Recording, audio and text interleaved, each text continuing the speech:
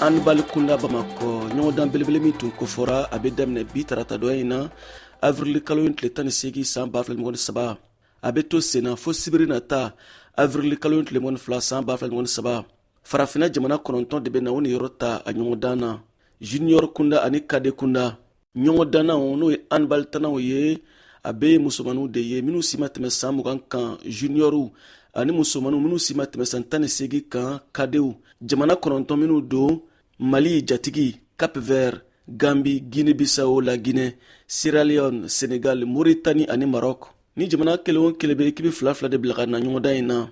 Ɲɔgɔndan bɛ ka tan Palais des Sports Salamatu Mayiga la, Amdalaye ACI la, ani Stade du 26 Mars Salle min tɔgɔ Abdallah Maman Aïdara.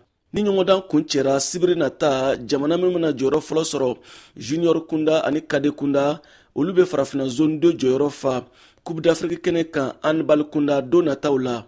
O de la ɲɔgɔndan in nafan ka bon kosɛbɛ.